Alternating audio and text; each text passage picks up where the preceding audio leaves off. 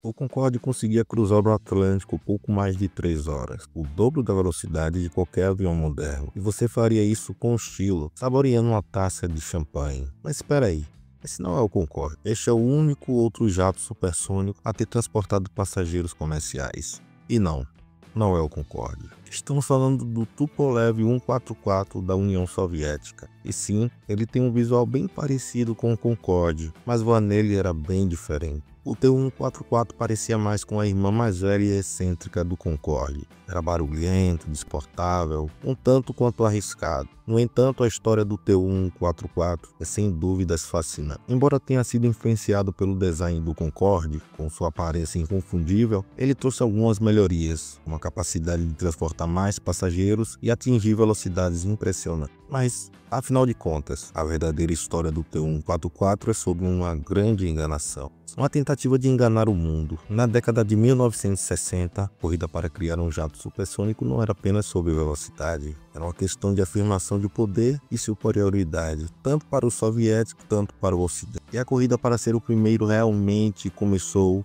com uma disputa entre três: os americanos com seu Boeing 2707, que nunca foi completado, o projeto franco-britânico do Concorde, e os soviéticos com o Tu-144.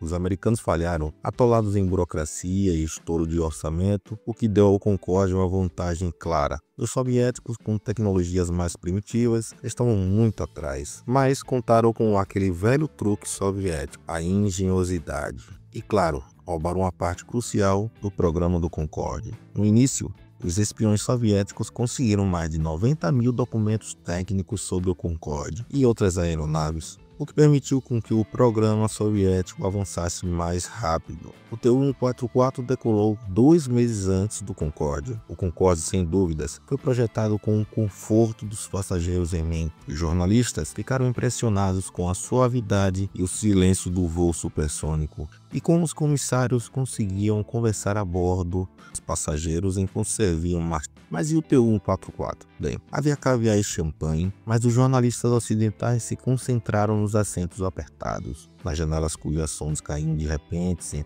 e em banheiros que, em alguns casos, nem sequer funcionavam.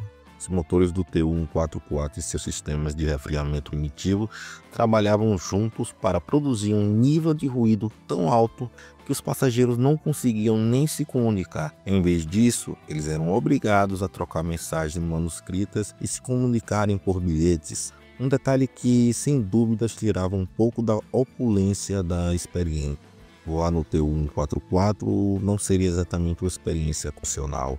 O avião só transportou passageiros em uma única rota entre Moscou e Almaty, no Cazaquistão. O problema é que os motores do Tu-144 consumiam tanto combustível que o alcance da aeronave era extremamente limitado, ao ponto de não conseguir nem mesmo cruzar a União Soviética. Comparando com o Concorde, que atravessava continentes e oceanos, o Tu-144 operava apenas em uma vez por semana, embora houvesse mais 7 aeronaves prontas para o serviço. Isso deixa claro o quanto os líderes soviéticos confiavam no Tu-144. Dos 102 voos regulares do Tu-144, houve 226 falhas mecânicas, sendo 80 delas graves o suficiente para atrasar e até cancelar os voos. O risco de um acidente com passageiros a bordo era um enorme problema político para os soviéticos. Desde o início, a aeronavegabilidade do Tu-144 foi uma grande preocupação. Em 1973, ele caiu durante uma demonstração no Salão de Aviação de Paris, e não parou por aí. Em 1978,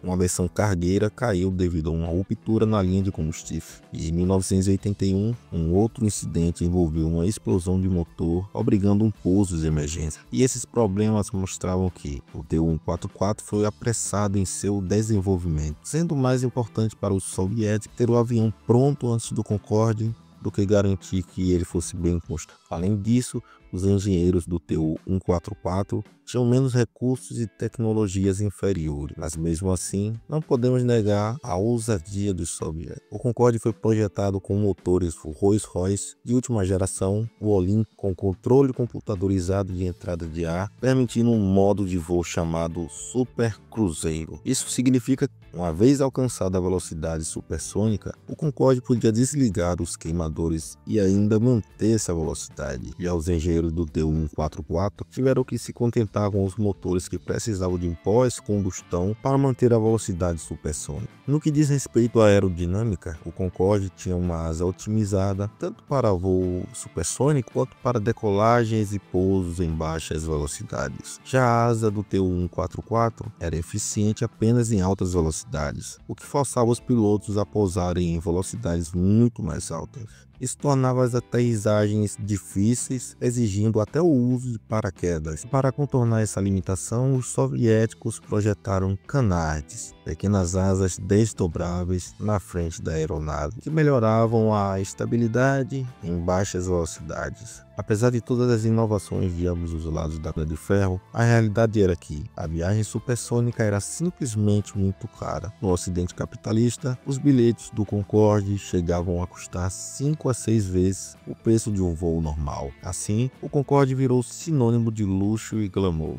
Mas do outro lado da cortina de ferro, a situação era bem mais complexa. Quem, exatamente na União Soviética comunista, poderia pagar para voar no Tu-144? O preço de um bilhete foi fixado em apenas 37 rublos, um valor não muito superior ao de outro voo regular, o que não era suficiente nem mesmo para cobrir os custos operacionais. Os 14 Concordes que entraram em serviço encontraram um pequeno nicho, atendendo celebridades e pessoas ricas. Mas mesmo assim, o Concorde foi um fracasso. Os franceses e britânicos investiram bilhões de dólares no desenvolvimento da aeronave. Mesmo sabendo desde o início, não seriam capazes de vender o número de unidades necessárias para recuperar estes custos. Já o Tu-144, por outro lado, não tinha esse nicho de luxo para explorar. Sem esse mercado de prestígio, acabou sendo usado apenas como uma ferramenta de propaganda e um símbolo de prestígio. O Concorde seguiu operando por 27 anos até ser aposentado em 2003. Mas e o Tu-144? Bem, ele foi retirado do serviço comercial apenas um ano depois de começar a operar. E aí, gostou de conhecer mais sobre essas duas aeronaves? Se você curtiu o vídeo, não esqueça de deixar o seu like e se inscrever no nosso canal para não perder os próximos conteúdos.